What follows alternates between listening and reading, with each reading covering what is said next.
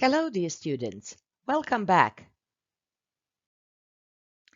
This English lesson is for grade 6 and the topic is Penpals.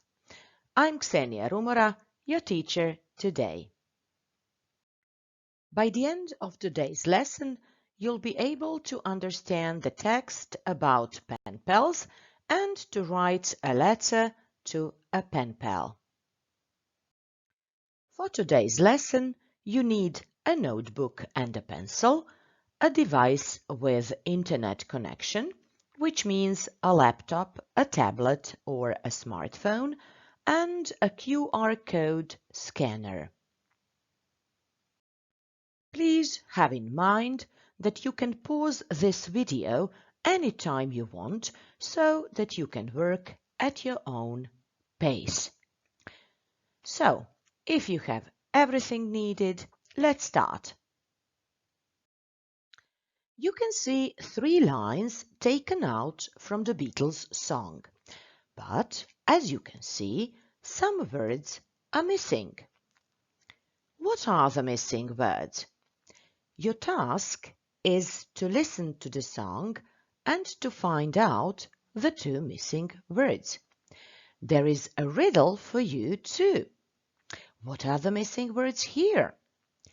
In order to listen to the song and find out the missing words, as well as the answer to the question in the riddle, copy the link bit.ly/introsong1 into your browser or scan the QR code and enjoy the song.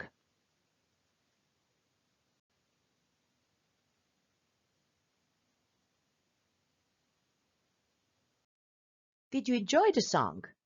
I hope you did. So let's check. While I'm away, I'll write home every day and I'll send all my loving to you. You first write it and then you send it. So, what is it?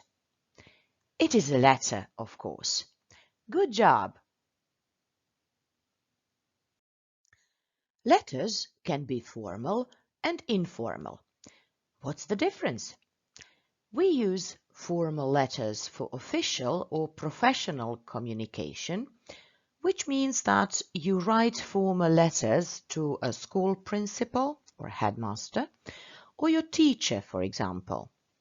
On the other hand, we use informal letters for casual, personal communication, which means that you write informal letters to your family and friends. And why do we write informal letters in the first place? Well, we write them to ask someone something, to catch up with someone, for example, when you haven't heard someone for a long time, to discuss personal problems, to confide in someone, which means to share a secret with someone, to inform someone of something, to express our feelings, to thank someone, or just to keep in touch. Now, after we have named reasons for writing informal letters, let's talk a bit about their structure. It is very important to know that your letter should have 5 parts. The header is the place where you write the date. As you can see, you start the letter with the greeting. Here you can see Dear Somebody. The body of the letter consists of introduction, personal message, and the ending. For the closing, you actually can use love or maybe sincerely, and finally you sign the letter.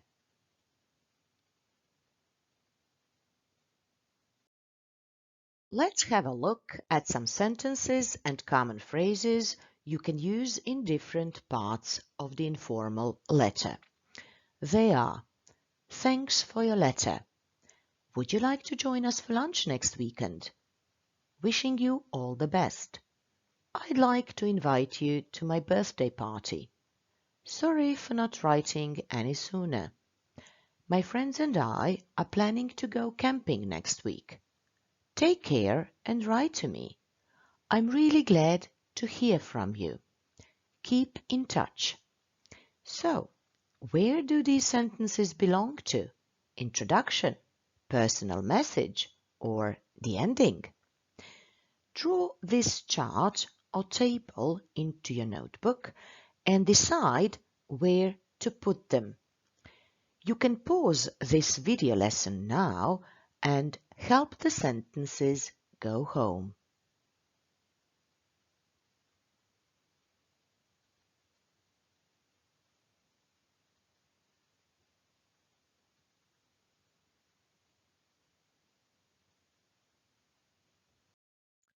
Was the task difficult?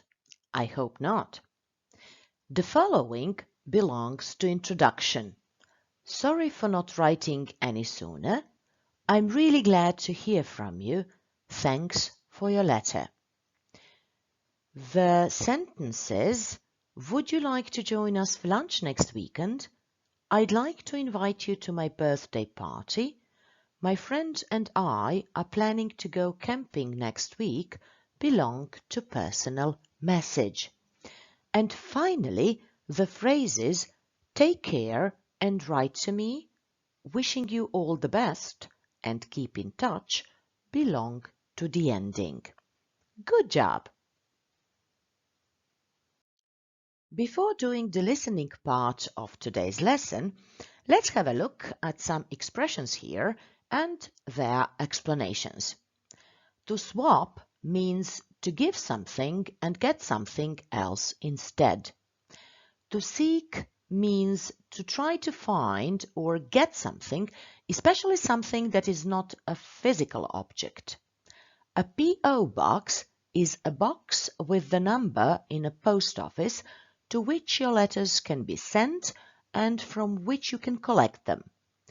To go with the flow means to do what other people are doing or to agree with other people because it is the easiest thing to do.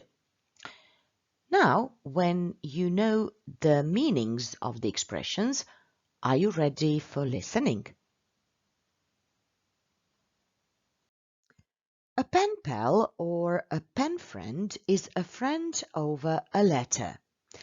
These days, having a pen pal seems a bit vintage, maybe even old-fashioned, but it can be a great hobby.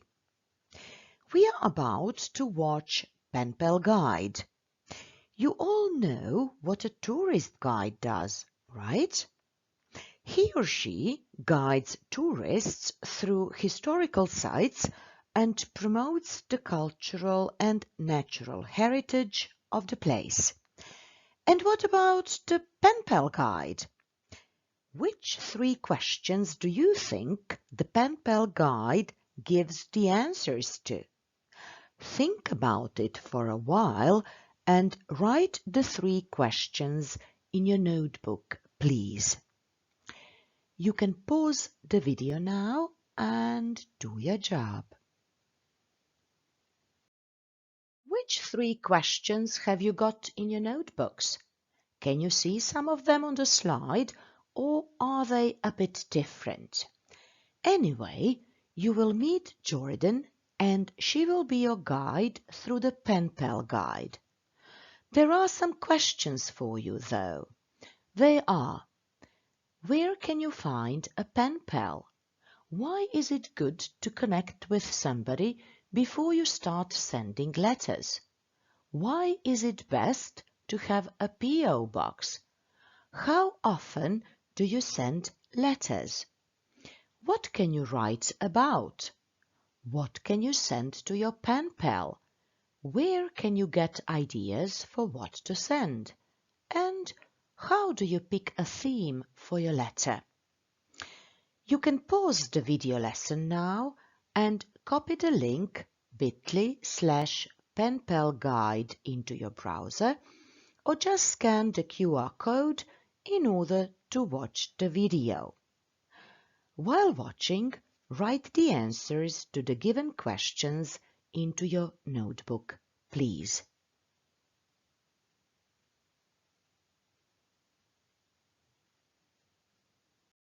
Welcome back. Let's look at the answers. The first question was, where can you find a pen pal? You can find a pen pal on YouTube blog, Facebook groups, or on Instagram. The second one, why is it good to connect with somebody before you start sending letters? It can be weird to reach out to some stranger and ask to send letters. The third question, why is it best to have a P.O. box? It's not good to share your real address with anybody on the internet because of your safety. The fourth question, how often do you send letters? It depends on your personal preference and the person you swap the letters with. The fifth one, what can you write about? You can write about school, where you live, favorite things, books, music, food and color. The sixth question, what can you send to your pen pal? You can send stationery bits, postcards and stickers. The seventh question, where can you get ideas for what to send?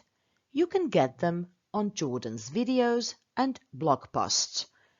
And the last one, how do you pick a theme for your letter?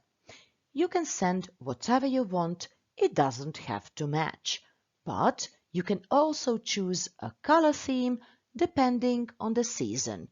It's up to you. Well done! It's your turn now. You will write a letter to a pen pal. And what do you have to have in mind? Remember the 5 parts of the letter. Don't forget to use introduction, personal message, and the ending sentences.